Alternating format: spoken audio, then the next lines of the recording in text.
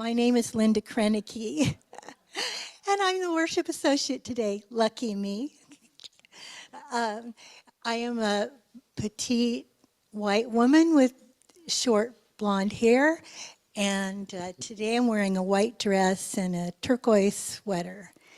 I'm so happy to be here with you. And I have a question for you. What brought you here today to gather with us? And I have a few questions to help you think about that.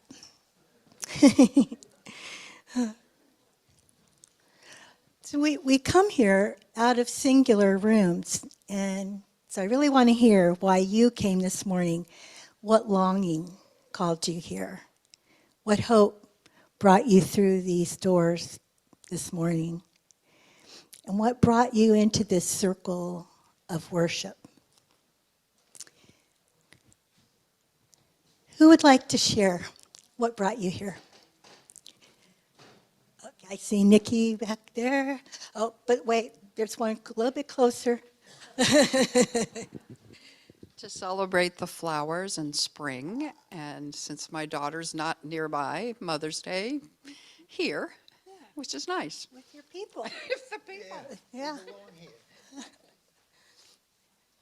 I'm going to get there, Nikki. That's a really good question, because when I woke up this morning, I was so tired. I was like, oh, do I really want to go? But then I was like, yes, I'm going to come because it's the warmth of community that really brings me here. So.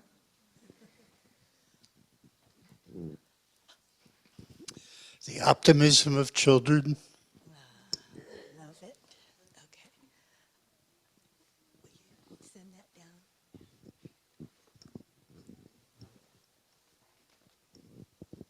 I wanted to celebrate being a mother, how happy it makes me.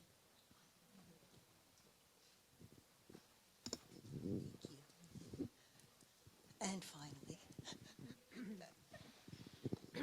Well, for the community, one can find and establish here and friends, and I just enjoy it every service every week. Will you send it down? A break from the awful news all week long. Amen.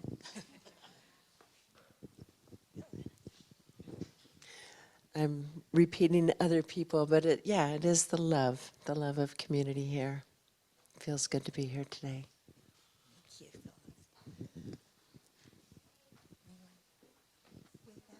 Do you want to say something? All y'all. Oh, y'all. I knew that was going to happen. Thank you. I'm here because it's my community. I grew up here, and also paycheck. In a car. That is important. Okay, anyone else back here? I get to put my pain aside for however long it is and celebrate all mothers, whether here or in heaven, or aunts or caregivers, or whoever mothers they are. Someone told me once, we're all mothering someone. Anyone else? Okay.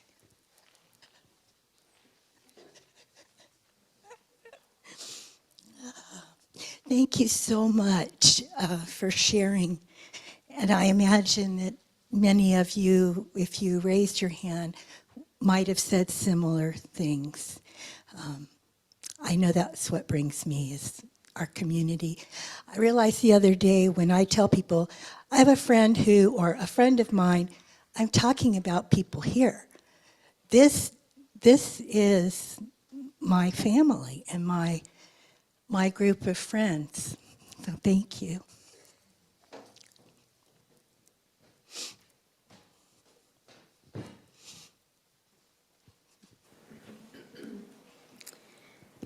I'd like to extend our welcome today by sharing a call and response reading. It was written by Sherry Woodbury.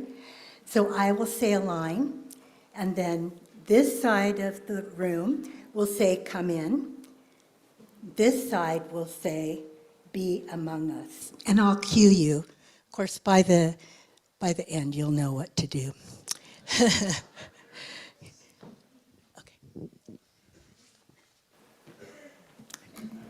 To all who are yearning for community, come in, be among us. To all who are just getting started, to all who long to go deeper, to all with tender places needing care, come in, be among us. To the ones who have healed and have care to give, for those who are curious and hungry to learn, for those who know that they have something to teach, come in, be among us. For the ones who are just beginning to suspect they might nurture others becoming, to the young and the old, the innocent and the jaded, the fresh of mind and the deeply steeped, there is room here for each and every one. Amen. Be among us. Thank you. Well, as we go from getting here to being here, Rob Barnes is going to light the chalice, and I invite you into a moment of silence.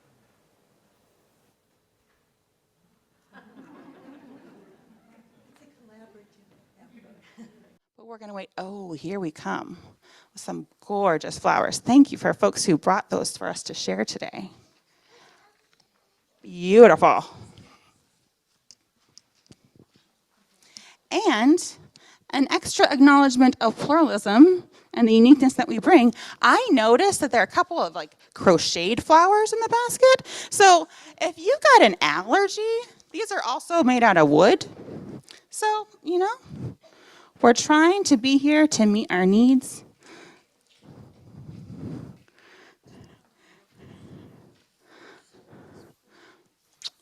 Gorgeous.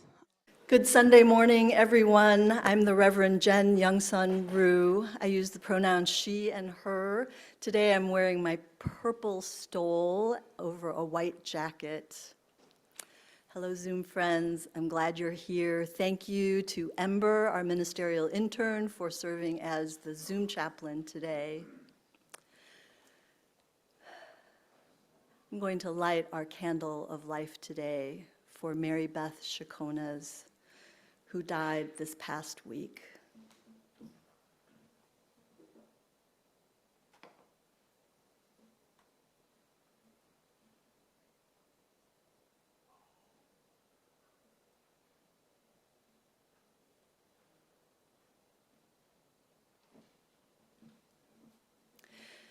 Mary Beth passed away in Virginia, surrounded by her family, and that's where her celebration of life is going to be held, at the UU Church in Roanoke on Saturday, June the 14th. We, as her other UU beloved community, will gather that day here at noon on June 14th. We'll watch the streamed service, and then we'll have our own moment to remember and celebrate her and to mourn this passing.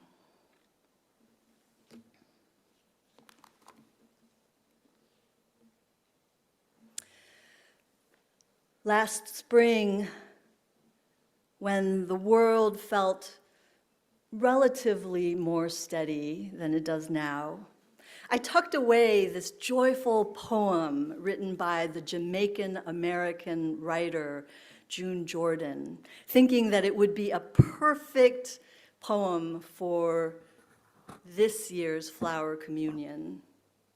In it, she writes a playful letter of complaint to the local police about thousands and thousands of unruly roses that were abiding in perpetual near riot of wild behavior. indiscriminate coloring, and only the good Lord himself can say what diverse soliciting of promiscuous cross-fertilization.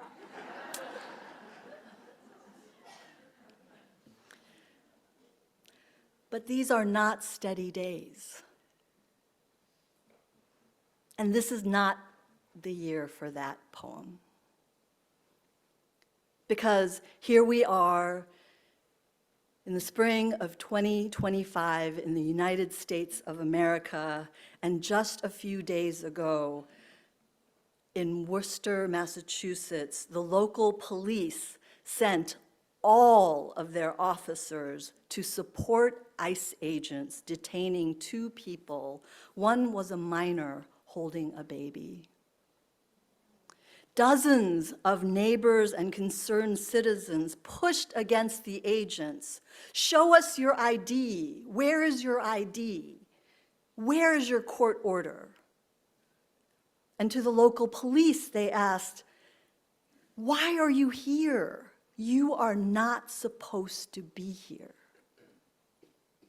This is not an isolated story. Across the country, we are witnessing the rise of a growing paramilitary wing of a particular political party.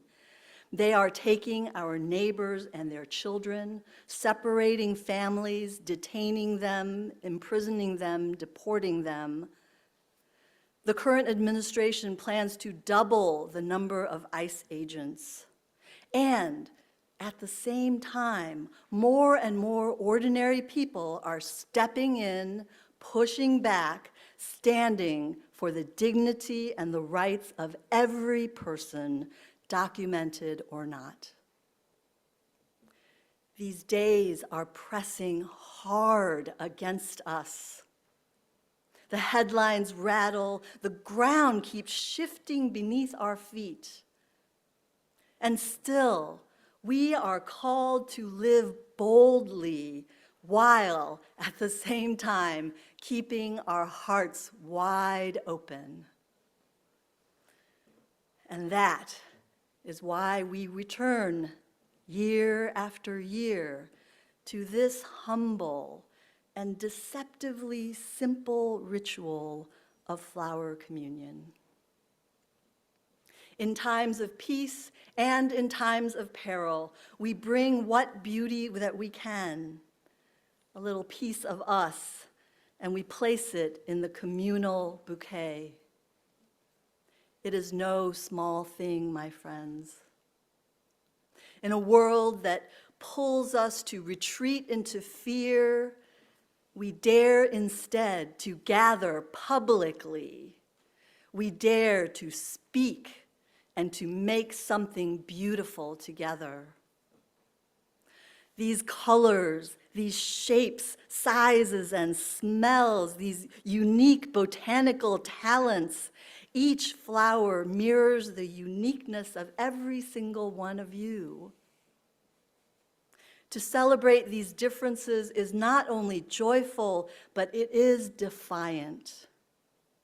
In the face of a government agenda that punishes diversity, we dare to bless it. So this year, may our flower communion be both a festival of unity and a shared act of resistance.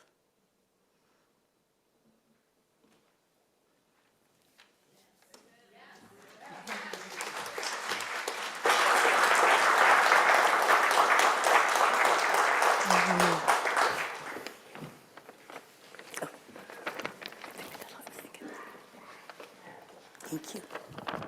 Today is also, of course, Mother's Day. And on this Mother's Day, we remember that not all who mother are women, and that the sacred work of mothering is not confined to biology or gender. We hold in our hearts today all those who were mothers only briefly, and those who never had a chance but longed for it. And while many celebrate today with joy and thanksgiving, we know that others carry grief especially those whose mothers have died recently or who live with painful memories and unresolved grief. Now, on an ordinary Mother's Day, we might pause here to honor the full range of these feelings. But these are not ordinary times. In Gaza, just a few weeks after a fragile ceasefire was broken, the Israeli government has announced new plans to intensify its military operations in Palestinian territories. And then there is the Ukraine and India and Pakistan, the Sudan. There is war all across this globe. There is so much suffering. And so today we turn to the original spirit of Mother's Day, not as the greeting card holiday, but as a moral summons. In 1870, Unitarian Julia Ward Howe, who had been nursing wounded soldiers and comforting grieving families during the American Civil War, issued a call. She urged women to rise up, not with violence, but with a fierce compassion of mothers unwilling to sacrifice their children.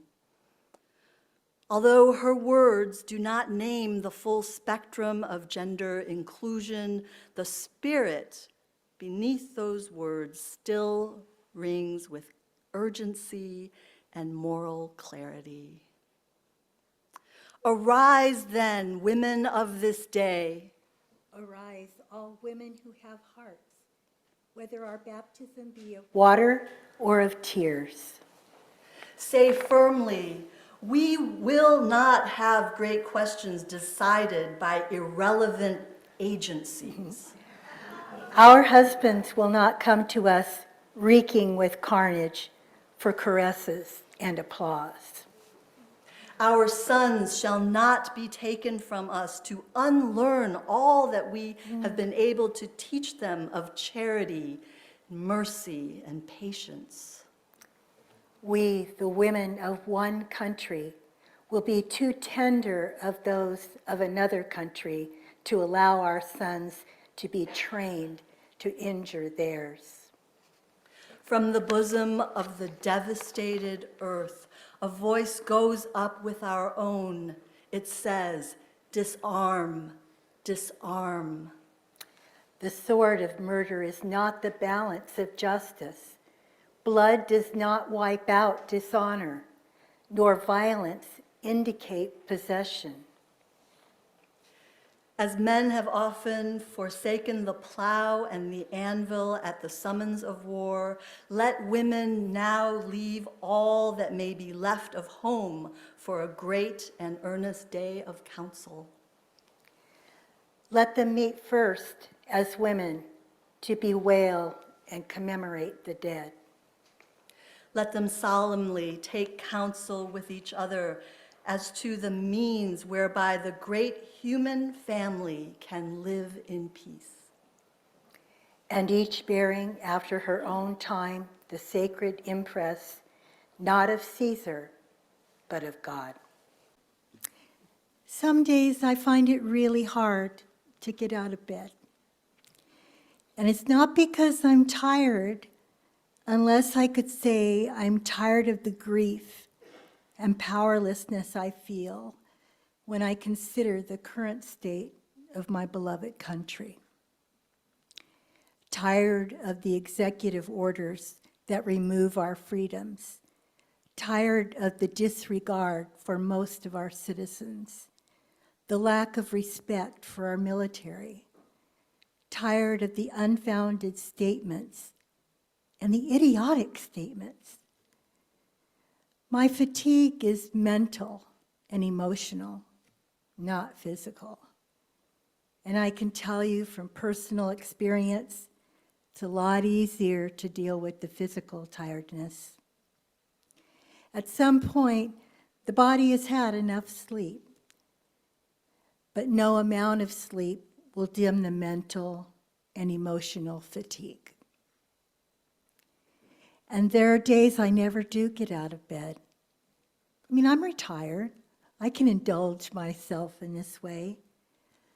Yet that's no way to live a life, or the life I want to have anyway.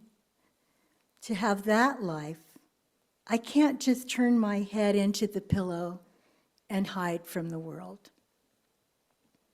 I've got to get up and do something meaningful, even if it's only to water the garden. That's how simple it can be. Eat some ice cream, call a friend, send a birthday card. There are so few things I have control over. And this is the time to reflect deeply on what those things are and focus on them. Can I declutter my closet and take things to St. Vinny's? What about taking a walk around our waterway? I haven't colored yet this week or worked the New York Times Tuesday crossword. I'm not ready for Sundays yet. Has the new Grantchester season started yet? What Al-Anon group could I attend? Who could use my listening ear? And thank the universe that I'm alive to even be asking myself these questions. Those are my remedies. Focus on what I control, do joyful things, practice gratitude. Do these strategies work every time? No, my friends, they do not. It's not that easy. And when I've done these things and still feel overwhelmed with the tiredness, I go back to bed. Back to bed. And when the morning light comes streaming in, I get up and do it again. Amen.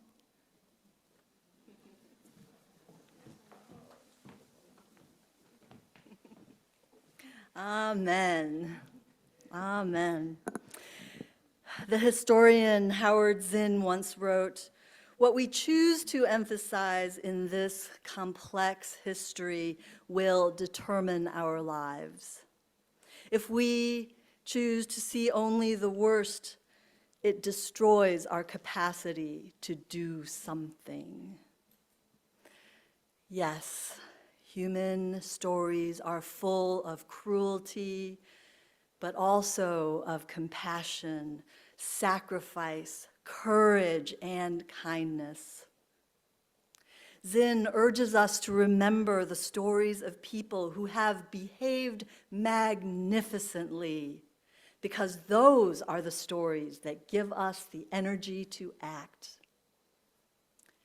It's so tempting when the world is loud and broken to believe that only the big gestures matter, the dramatic protests, the courtroom victories, the sweeping reforms. And yes, of course, those matter.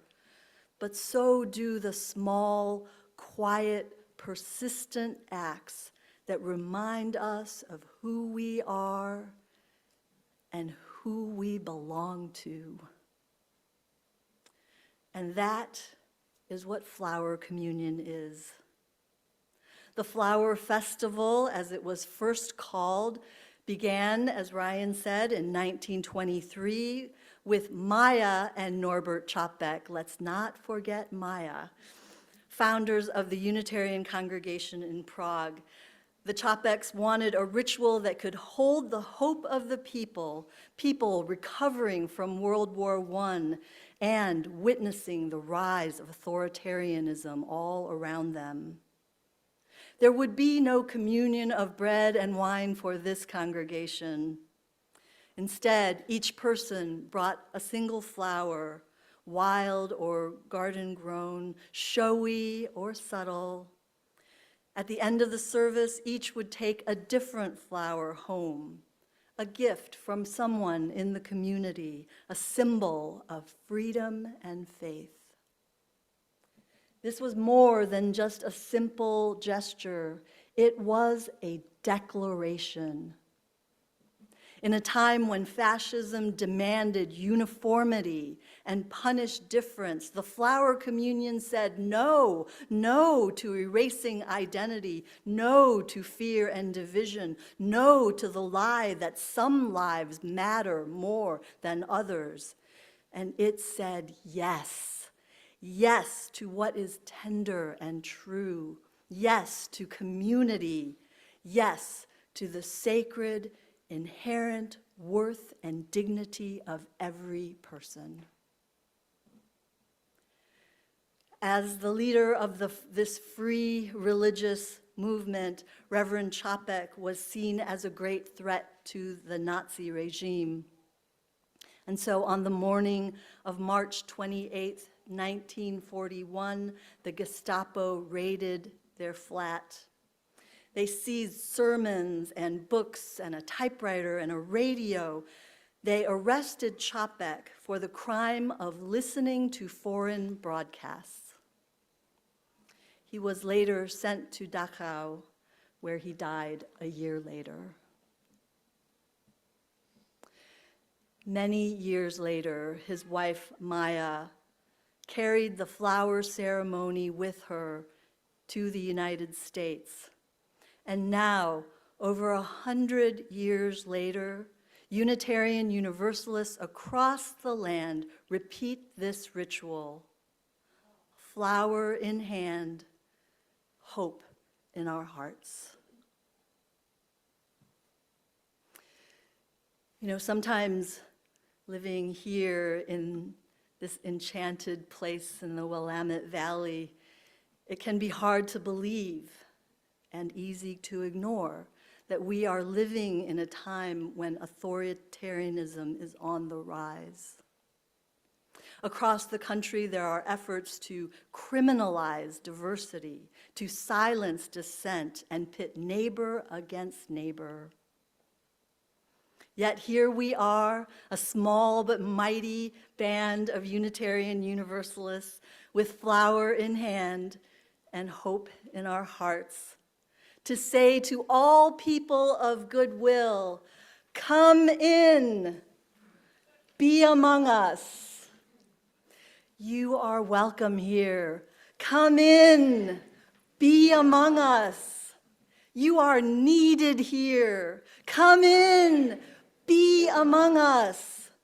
You are not alone. Come in, be among us.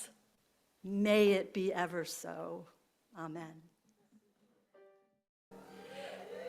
Woo! If you brought a flower this morning, thank you very much. If you didn't, don't worry. There are plenty waiting for you. And that too is part of the grace of this ritual. No one is left out. So in a moment, I'm going to invite you to come forward and choose a different flower to take with you, one that you didn't bring. This is a gift from someone in the room. Let it be a symbol of the community that we create together, diverse, resilient, and resistant. So let's say our closing words together. We extinguish this flame, but not the light of truth, the warmth of community, or the fire of commitment. These we carry in our hearts until we are together again. As you come up, may the flowers speak louder than fear. May beauty bind us more tightly than hate. Blessed be, my friends. Go in peace.